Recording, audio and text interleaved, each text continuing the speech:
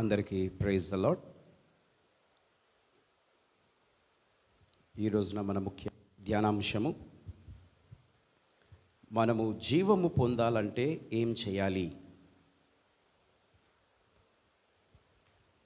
మనము జీవం పొందాలంటే ఏం చేయాలి?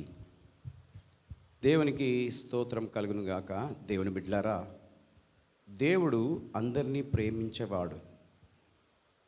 ప్రతి వారికి ఆయన సృజించి పోషించి సంరక్షించునని అపోస్తలుడైన పౌలు ఏథెన్స్లో ఉన్న వారికి సువార్త ప్రకటిస్తూ ఈ మాటలు పలికెను.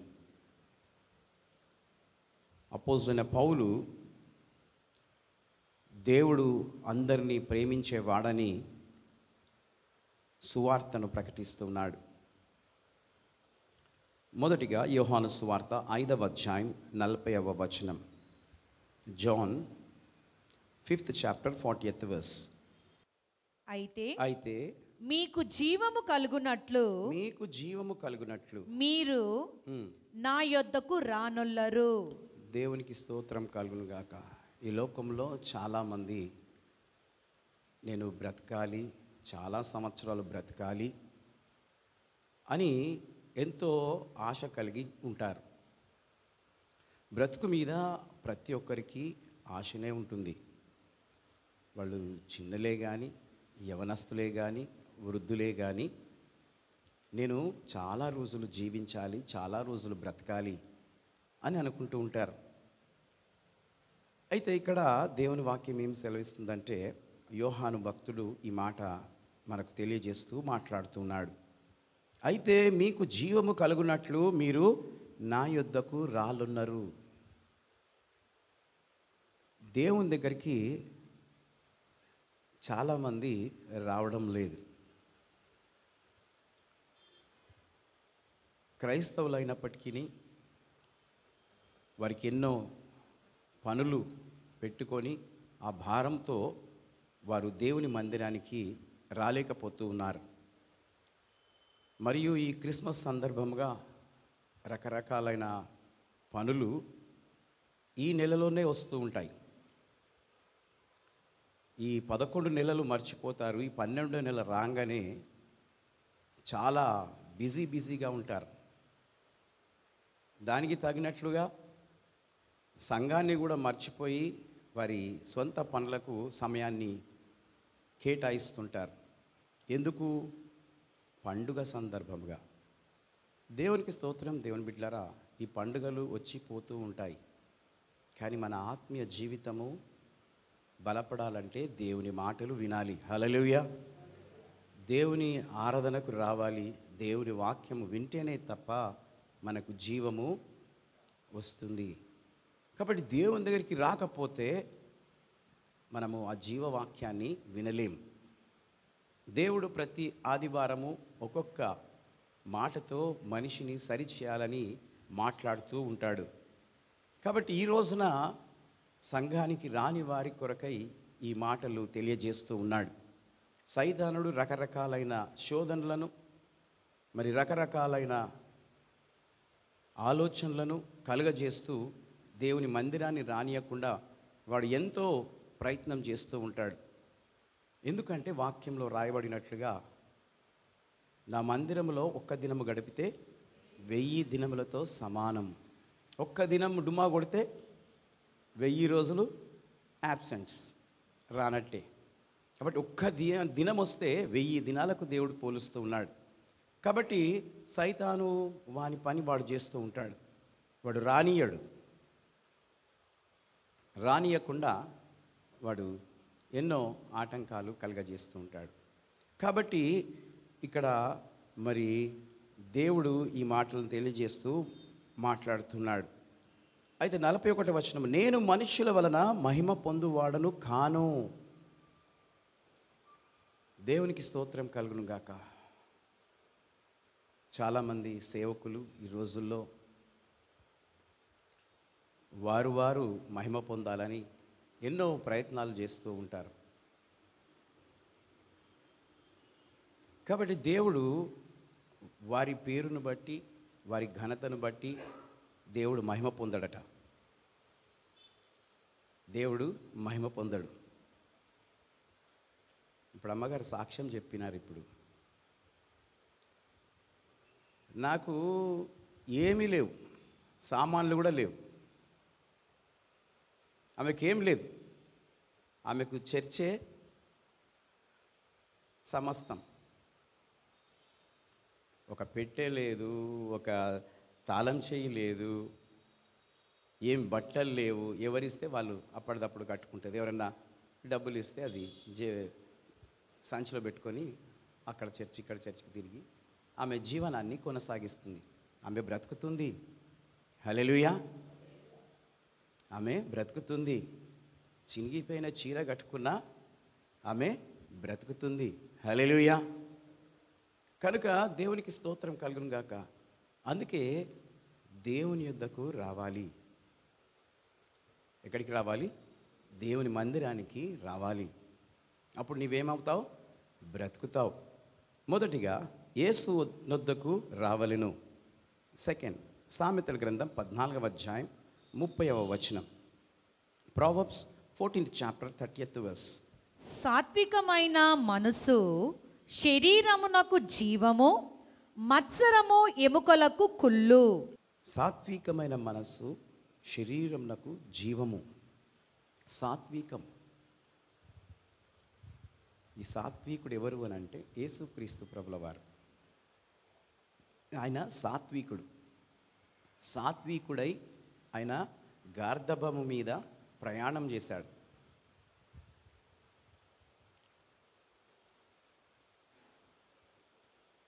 ఎవరైనా సరే రిక్షాలో పోదామంటే వస్తారా? ఆటోలో పోదామంటే వస్తారా? వస్తారు. ఎడ్ల బండి మీద పోదామంటే వస్తారా? రారు. కార్లో పోదామంటే అందరు ఎక్కుతారు.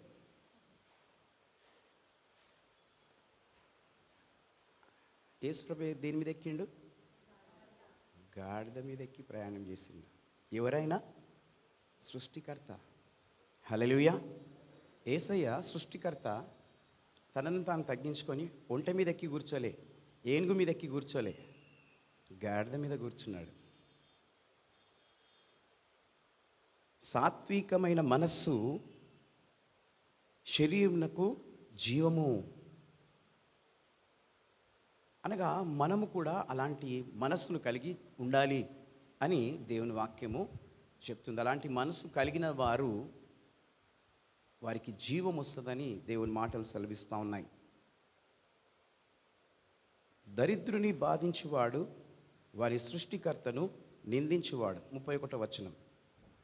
అనగా దరిద్రంగా పేదవారిగా ఎవరైనా మనకు కనబడితే మనము వాళ్ళను దూషించొద్దు. అరే మేమందరం ఇంత మంచిగా ఉన్నాము, వచ్చి మేము మా మధ్యలో కూర్చుంది ఏంది అని ఏం చేస్తారు? కొంతమంది అసహ్యించుకుంటారు. అది సాత్వికమైన మనస్సు కాదు, తగ్గించుకునే మనస్సు కాదు. కాబట్టి దేవుని బిడ్డలారా, దరిద్రుని బాధించువాడు అనగా మాటలతో బాధిస్తాడు. తను మా దగ్గర కూర్చోవద్దు, దూరం కూర్చో అని అంటాడు. ఎందుకు అంటే అతడు దరిద్రుడు. కనుక అలాంటి మనస్సు మనకు ఉండకూడదు. ఒకవేళ ఆ విధంగా మనసులో అనుకుంటే నీవు ఆ దేవుణ్ణే దూషిస్తున్నావన్నట్టు వాక్యము చెప్తూ ఉంది, నిందిస్తున్నావన్నట్టు వాక్యం చెప్తుంది. బీదను కనికరించువాడు ఆయనను ఘనపరచువాడు. హల్లెలూయా. ఎవరైతే బీదలను కనికరిస్తారో ఆయనను ఘనపరిచేవారుగా ఉంటారని వాక్యం చెప్తూ ఉంది. కనుక మన సాత్వికమైన మనస్సు మనకు కలిగి ఉండాలని దేవుడు మాట్లాడుతున్నాడు. రెండవదిగా. మూడవది అదే సామెతల గ్రంథం 22వ అధ్యాయం 4వ వచనం. Proverbs 22nd chapter 4th verse. యెహోవా యందు భయభక్తులు కలిగి ఉండుట వినయమునకు ప్రతిఫలము, ఐశ్వర్యమును ఘనతయు జీవమును దాని వలన కలుగును. ఆమేన్. హల్లెలూయా. యెహోవా యందు భయభక్తులు కలిగి ఉండుట వినయమునకు ప్రతిఫలం. దేవుని యందు భయభక్తులు కలిగిన వారు ఏ విధంగా ఉంటారంట? వినయముగా ఉంటారు. వినయము, విధేయత అనగా లోబడి ఉంటారు. కనుక దేవుని బిడ్డలారా, మనం దేవుని యందు భయభక్తులుగా కనబడాలంటే మనకేముండాలి? వినయం ఉండాలి. దేవుని యందు భయభక్తులుగా మనం కనబడుతూ ఉంటాం, కానీ మనకు వినయం లేకపోతే నీకు ప్రతిఫలము రాదు. అదియు కాకుండా ఐశ్వర్యమును, ఘనతయు, జీవమును దాని వలన కలుగును. దేని వలన? వినయం వలన. మనకేం కలుగుతుందట? ఐశ్వర్యమును, ఘనతయు, జీవమును దాని వలన కలుగును. కాబట్టి మనకు జీవం కలగాలి, మనకు జీవము మనలో ఉండాలి అనంటే మనము వినయమైన మనస్సు కలిగి ఉండాలని దేవుని వాక్యము సెలవిస్తుంది. దానికి ప్రతిఫలమే ఐశ్వర్యము, ఘనత, జీవము. కనుక దేవుని యందు భయభక్తులుగా ఉండడమే కాకుండా ఇవి కూడా మనము పొందుకోవాలని దేవుని వాక్యము చెప్తూ ఉంది. కనుక ప్రియమైనటువంటి దేవుని బిడ్డలారా, ఈ రోజున దేవుడు ఈ యొక్క మాటలు మాట్లాడుతూ మనను ధైర్యపరుస్తూ బలపరుస్తూ ఉన్నాడు. కనుక మరి దేవుడు ఈ రోజున మాట్లాడుతున్న మాటలు ఏంటంటే, మనలో జీవము రావాలి, మనలో జీవం ఉండాలి. చాలామంది బ్రతుకుతున్నారే తప్ప వారిలో జీవం లేకుండానే ఉంటున్నారు, జీవం లేకుండానే జీవిస్తున్నారు. కాబట్టి మనము జీవము కలిగి జీవించాలని దేవుని వాక్యము సెలవిస్తూ ఉంది. అదే సామెతల గ్రంథం 4వ అధ్యాయం 13వ వచనం. ఉపదేశమును విడిచిపెట్టక దాని గట్టిగా పట్టుకొనుము, అది నీకు జీవము గనక దాని పొందియుండుము. ఆమేన్, హల్లెలూయా. ఉపదేశమును విడిచిపెట్టక. దేవునికి స్తోత్రం. మరి ఈ రోజుల్లో ఉపదేశాన్ని విని విడిచిపెడుతూ ఉన్నారు, విని విడిచిపెడుతూ ఉన్నారు. అలాంటి వారందరూ కూడా దురద చెవులు గలవారు అని వాక్యంలో ఉంది. విని విడిచిపెట్టొద్దు. మనము జాగ్రత్తగా మనము దాన్ని గట్టిగా పట్టుకోవాలంటున్నది వాక్యం. కనుక ఈ లోకంలో చాలా రకాలైన ఉపదేశాలు ఉన్నాయి. కొంతమందికి నచ్చుతాయి, కొంతమందికి నచ్చవు. ఉపదేశం అనగా బోధించడం, చెప్పడం. వాక్యం చెప్తూ ఉన్నాను నేను. జాగ్రత్తగా విన్నవారు అభివృద్ధి పొందుతారు, ఆశీర్వదింపబడతారు. నేను ఎంతమందిని చూస్తుంటాను. నేను 28 సంవత్సరాలు అవుతుంది చర్చ్ స్థాపించబడి. నేను సేవ చేయబట్టి 41 ఇయర్స్ అవుతుంది. ఎంతమందిని నేను చూస్తుంటాను. ఎంతమంది మందిరానికి వచ్చి ఎంతమంది వెళ్ళిపోయినారు. కొంతమంది ఏమో పాపంలో పడిపోయినారు, కొంతమంది జీవ మార్గంలో నడుస్తున్నారు. హల్లెలూయా. కనుక ఉపదేశమును మనము విడిచిపెట్టక దాన్ని గట్టిగా పట్టుకోవాలి. అనగా వాక్యమును గట్టిగా పట్టుకోవాలి. వాక్యము చెప్తుంటే మనము మన మైండ్లో జ్ఞాపకం పెట్టుకోవాలి. మైండ్లో ఉండకుండా సాతానుడు తీసివేస్తుండ అంటే దేవుణ్ణి అడగాలి, ప్రభువా నాకు జ్ఞాపక శక్తిని ఇవ్వు. నీ వాక్యము నీ సేవకుడు బోధిస్తూ ఉంటే నేను జాగ్రత్తగా దాన్ని విడిచిపెట్టకుండా గట్టిగా నేను పట్టుకోవాలి. ఎందుకు అనంటే అది నీకు జీవమును గనుక దాన్ని పొందియుండుము. అవును ప్రభువా, నాకు ఆ వాక్యంలో జీవము నాకు దొరుకుతుంది, కాబట్టి నేను దాన్ని విడిచిపెట్టను అని దేవుణ్ణి మనము ప్రార్థన చేయాలని ఈ మాటలు తెలియజేస్తూ ఉన్నాను. ఉపదేశమును విడిచిపెట్టకు, దాన్ని గట్టిగా పట్టుకొనవలెను. 5వది మత్తయి సువార్త 25వ అధ్యాయం 46వ వచనం. వీరు నిత్య శిక్షకును నీతిమంతులు నిత్య జీవమునకు పోవుదురు. ప్రైజ్ ద లార్డ్, హల్లెలూయా. వీరు నిత్య శిక్షకును నీతిమంతులు నిత్య జీవమునకు పోవుదురు ఎంత చక్కటి మాట దేవుడు మాట్లాడుతున్నాడు. కొంతమంది నిత్య శిక్షకు గురి అవుతారట. అనగా అది ఎక్కడ దొరుకుతుంది అంటే నరకంలో దొరుకుతుంది. ఎప్పటికీ శిక్ష.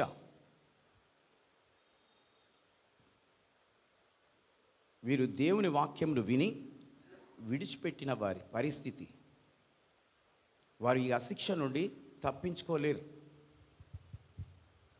వారు అనుకుంటారు, మేము తెలివి పరులము, మాకంతా తెలుసు, మాకెక్కడి నుంచి శిక్ష వస్తుంది అని అనుకుంటారు. లేదు, దేవుడు శిక్షిస్తాడు ఖచ్చితంగా. దేవుని విడిచిపెడితే, దేవుని మర్చిపోతే, సాతానుకు చోటిస్తే వారికి నిత్య శిక్ష ఉంటుందంట. నీతిమంతులు నిత్య జీవమునకు పోవుదురు. నీతిమంతులు నిత్య జీవమునకు పోవుదురు. నీతిమంతులు ఎవరు అనంటే యేసుక్రీస్తు రక్తమందు కడగబడిన వారు నీతిమంతులు. ఈ నీతిమంతులు నిత్య జీవమునకు వెళతారని దేవుని వాక్యము సెలవిస్తూ ఉంది. వీరిలో కొంతమంది నిత్య శిక్షకును గురి అవుతారు. రకరకాలైన శిక్షలు ఉన్నాయి మనుషులకు.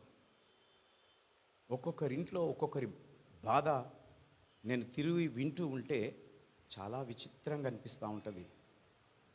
కొన్ని ఇళ్ళల్లో పోతే భయంకరమైన కొట్లాట, భయంకరమైన శోధన వాళ్ళకి ఇంట్లో ఎదురవుతూ ఉంటుంది. నేను పోగానే నాకు చెప్తూ ఉంటారు, అన్నా ఏం బాధపడకండి సిస్టర్, ప్రార్థన చేద్దాం, మా కొడుకు ఇట్లా సతాయిస్తున్నాడు, మా చెల్లె ఇట్లా సతాయిస్తుంది, మా బంధువులు ఇట్లా సతాయిస్తున్నారు.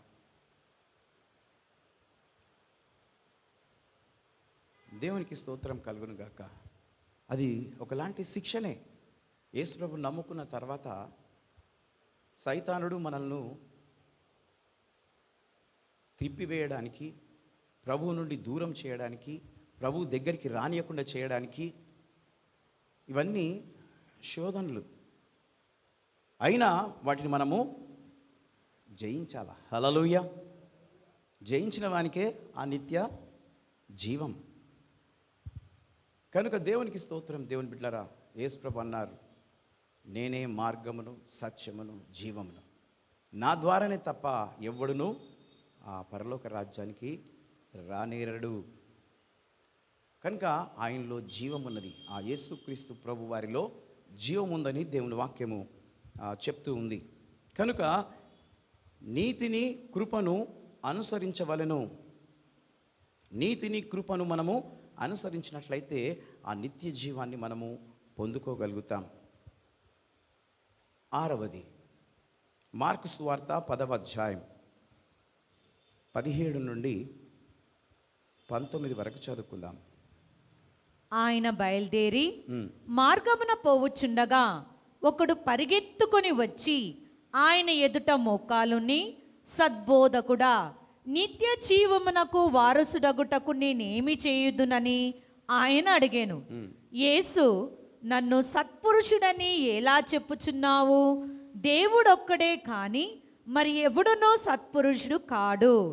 నరహత్య చేయవద్దు, వ్యభిచరింపవద్దు, దొంగిలవద్దు, అబద్ధ సాక్ష్యం పలకవద్దు, మోసపుచ్చవద్దు, నీ తల్లిదండ్రులను సన్మానింపుము అను ఆజ్ఞలను నీకు తెలియను గదా అని అతనితో చెప్పెను. Praise the lord. హల్లెలూయా.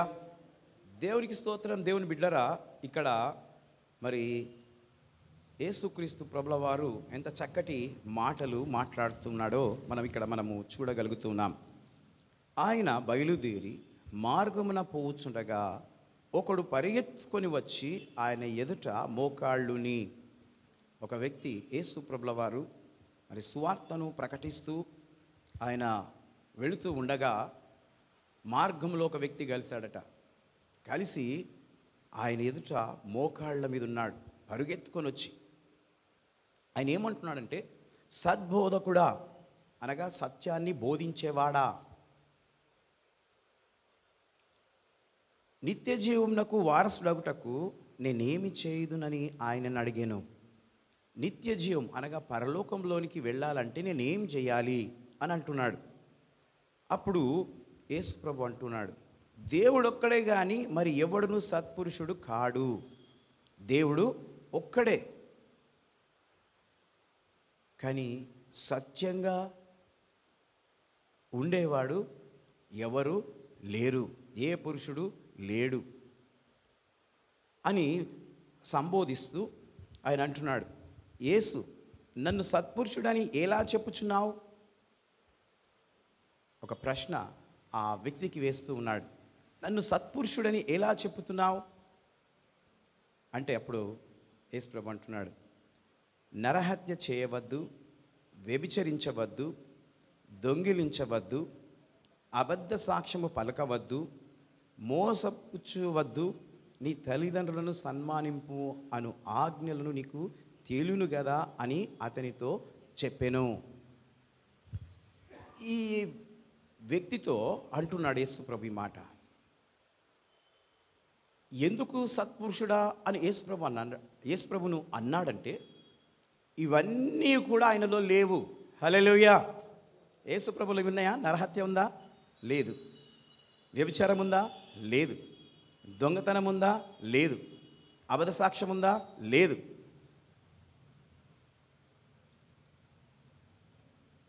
మోసము చేసే గుణముందా? లేదు. కాబట్టి యేసు ప్రభుని మనం సత్పురుషుడు అని అనొచ్చు. హల్లెలూయా. యేసు ప్రభుని చూసి అంటున్నాడు అన్నమాట, నువ్వు సత్పురుషునివి అని అంటున్నాడు. అరే నన్ను అట్లా అనకు, నాలో ఏముంది, నన్ను ఏం చూసి అంటున్నావు అంటే ఇవన్నీ లేవు కాబట్టి యేసు ప్రభును సత్పురుషుడు అని అంటున్నాడు. ఈ రోజున నిన్ను కూడా సత్పురుషుడు అనాలా, సత్యవతి అనాలా? అంటే సత్యమైన స్త్రీ. కొంతమంది సత్యవతి అని పేరు పెట్టుకుంటారు, సత్యమే ఉండదు.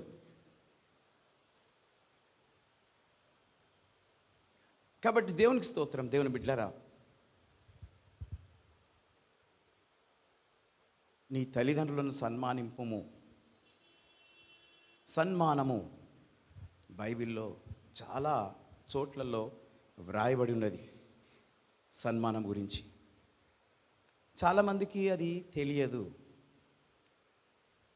సన్మానము అని అంటే కొంతమంది ఏమనుకుంటారంటే శాల్వలను కప్పితేనే సన్మానం అనుకుంటారు, పూలదండలు వేస్తేనే సన్మానం అనుకుంటారు. ఒక వ్యక్తితో ప్రేమగా మాట్లాడితే అది వారికి సన్మానం. హల్లెలూయా.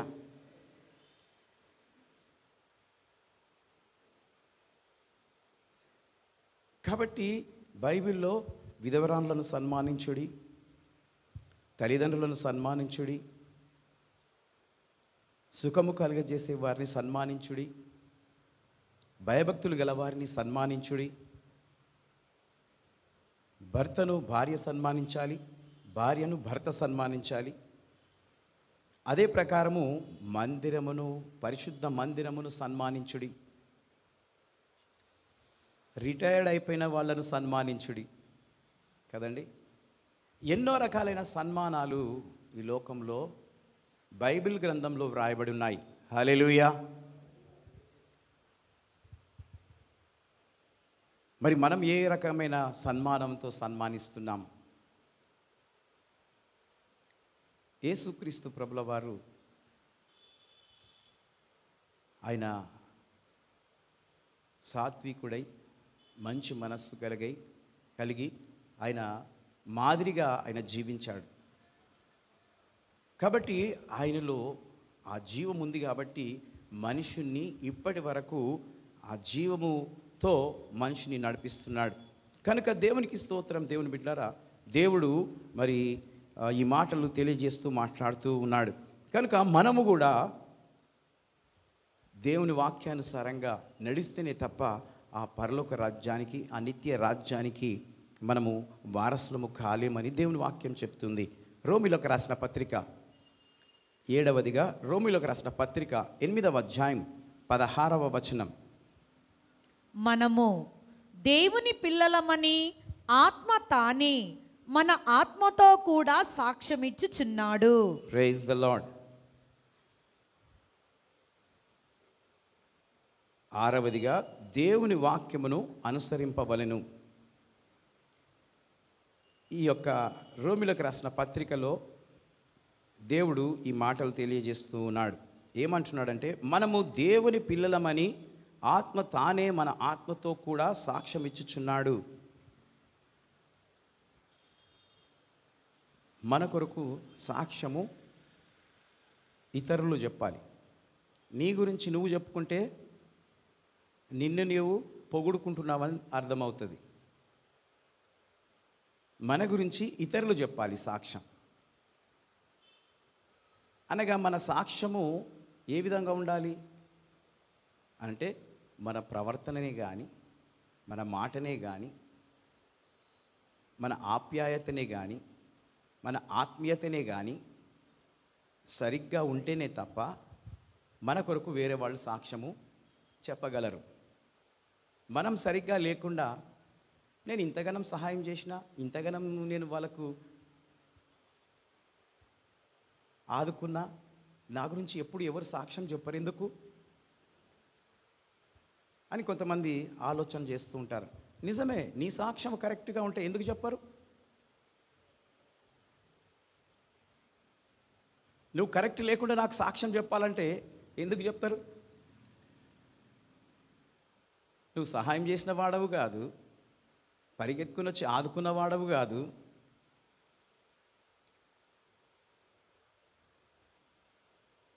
ఇబ్బందులుంటే పరామర్శించిన వాడవు కాదు. ఎందుకండి సాక్ష్యం చెప్తారు? ఎవరైతే ఎవరిని ఆదుకుంటారో వాళ్ళు లేచి సాక్ష్యాన్ని చెప్తూ ఉంటారు. కాబట్టి దేవుని బిడ్డలారా, ఇక్కడ ఆత్మ చెప్తుందట, మనము దేవుని పిల్లలమని ఆత్మ తానే మన ఆత్మతో కూడా సాక్ష్యం ఇచ్చుచున్నాడు. మనము దేవుని పిల్లలమైతే వారసులము. హల్లెలూయా. మనం దేవుని పిల్లలమైతే మనం ఎవరమంట? వారసులము, దేవుని వారసులం. అనగా దేవుని వారసులము, క్రీస్తుతో కూడా మహిమ పొందుటకు ఆయనతో శ్రమపడిన ఎడల క్రీస్తుతోడి వారసులము. హల్లెలూయా. ఎప్పుడు మనం సుఖాన్నే కోరితే మన గురించి ఎవడు సాక్ష్యం చెప్తాడు? వాళ్ళ కష్టాలలో కష్టాన్ని పడితేనే సాక్ష్యం చెప్తారు మన కొరకు.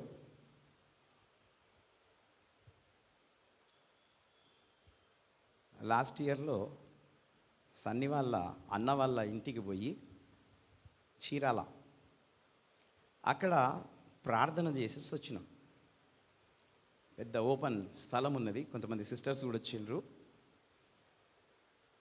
నా స్థలంలో ప్రార్థన చేస్తా అని చెప్పిన.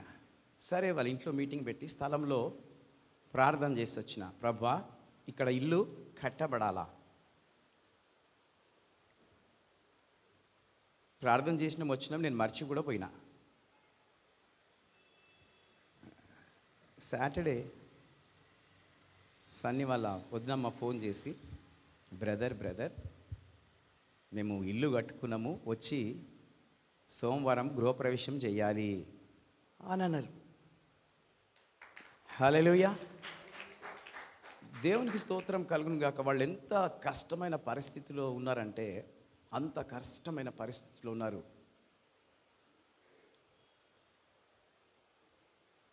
వాళ్ళ బ్రదరు హెల్ప్ చేయడం లేదు, ఆపేసిండు. వేరే వాళ్ళకి అంతా హెల్ప్ చేస్తుండే కానీ చెల్లెకి హెల్ప్ చేయడం లేదు. అన్న హృదయం మార్చబడాలంటే మాట్లాడితే కాదు, తిడితే కాదు, ఏది చేసినా పనికి రాదు. ప్రార్థన అనే మందు పనికొచ్చింది. హల్లెలూయా. వాళ్ళ అన్న మనసు కరిగిపోయింది. చక్కటి భవనాన్ని కట్టించాడు. పాస్టర్ గారు రేపు వచ్చి రిబ్బన్ కట్ చేయాలా. ఎంత సంతోషం. నేను ఆశ్చర్యపోయిన, అబ్బా దేవుడు ఇంత అద్భుతం చేసిండా. చేస్తాడు. మనం మంచిగా ఉంటే మన ప్రార్థనను విని దేవుడు ఆశ్చర్యకార్యాన్ని చేస్తూ ఉంటాడు. కాబట్టి దేవునికి స్తోత్రం. దేవుని బిడ్డలారా, దేవుడు ఇక్కడ మరి క్రీస్తుతో కూడా మహిమ పొందుటకు ఆయనతో శ్రమపడిన ఎడల క్రీస్తుతోడి వారసులము. మనము దేవుని పిల్లలము కాబట్టి ఆయన మనకు వారసత్వాన్ని ఇస్తూ ఉన్నాడు. ఓనర్షిప్. అందుకే బైబిల్లో ఒక మాట ఉంది, ఎవడైనను క్రీస్తు ఆత్మ లేని వాడైతే వాడైన వాడు కాడు. క్రీస్తు ఆత్మ కలిగిన వారే ఆయన పిల్లలు. హల్లెలూయా. క్రీస్తు ఆత్మ లేనివారు దేవుని పిల్లలు కానేరరు. కాబట్టి మనము క్రీస్తు ఆత్మ కలిగిన వారమై ఉండాలని దేవుని వాక్యము ఈరోజు చెప్తూ ఉంది. కాబట్టి ఆత్మానుసారమైన మనస్సు కలిగి ఉండాలి. ఆత్మకు శరీరానికి పోరాటం జరుగుతూ ఉంటుంది. ఆత్మక్రియలు వేరు, శరీర క్రియలు వేరు. ఆత్మఫలాలు వేరు, శరీర ఫలాలు వేరు. ఆత్మానుసారుల మీద మనసుంతురు, శరీరానుసారులు శరీర వాటి మీద మనసుంతురు. కనుక ఆయన ఆత్మ కలిగిన వారే ఆయన పిల్లలు అవుతారు తప్ప ఆయన ఆత్మ లేని వారు ఆయన పిల్లలు కానేరరు. కనుక మరి ఆత్మానుసారమైన మనస్సును కలిగి ఉండాలని దేవుని వాక్యం చెప్తుంది. అపోస్తల కార్యం 17వ అధ్యాయం 25వ వచనం. Acts of అపోజల్స్ 17th chapter 25th verse. ఆయన అందరికీ జీవమును ఊపిరిని సమస్తమును దయచేవాడు గనక తనకు ఏదైనా కొదవయున్నట్లు మనుషుల చేతులతో సేవింపబడువాడు కాడు. హల్లెలూయా. ఆయన ఏం చేస్తున్నాడంట? ఆయన అందరికీ జీవమును ఊపిరిని సమస్తమును దయచేయువాడు. అందరికీ. ఇందులో కులము మతము అనే భేదం లేకుండా దేవుడు ఏం చేస్తున్నాడట? అందరికీ జీవము కలగాలని ఆయన వారికి ఊపిరిని ఇస్తున్నాడు.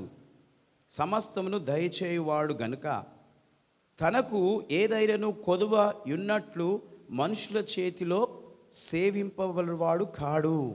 ఆయనకేం తక్కువన్నా ఆయన మనుషుల చేత సహాయాన్ని పొందేవాడు కాడు.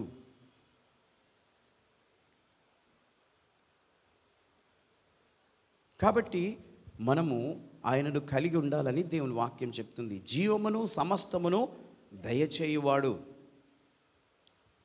ప్రాణం పోతుందనంటే ప్రాణమును కాపాడేవాడు దేవుడు. కొంతమంది దేవుని బిడ్డల ప్రాణం కూడా పోతుందనంటే కొన్నిసార్లు ప్రాణాన్ని తీసే దేవుడు ప్రాణాన్ని కూడా తీసేస్తాడు. ప్రాణాన్ని పోస్తాడు, ప్రాణాన్ని తీస్తాడు. ప్రాణం ఉన్నంత కాలము దేవుని కొరకు పని చేయాలి. ప్రాణం పోయినాక కూడా దేవుని స్తుతించాలి. హల్లెలూయా. ఎక్కడ స్తుతిస్తాం? పరలోకంలో దేవుని స్తుతిస్తాం. ఎప్పుడు? నీవు ఈ లోకంలో క్రీస్తును కలిగి ప్రాణం పోయేంత వరకు ఆయనను నమ్మి జీవిస్తే.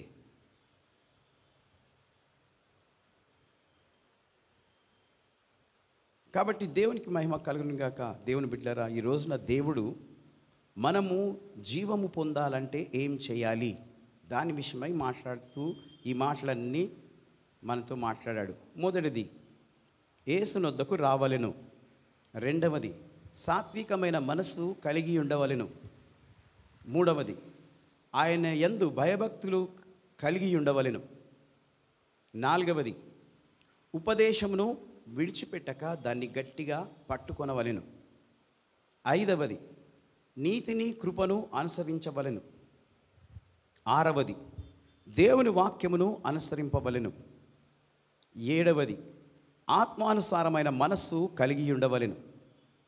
8వది, జీవమును సమస్తమును దయచేయువాడు. ప్రియమైనటువంటి దేవుని సంగమ, మన జీవము వట్టి ఊపిరి వంటిది, కానీ దేవుని జీవము శాశ్వతమైనది, నిత్య జీవమైనది.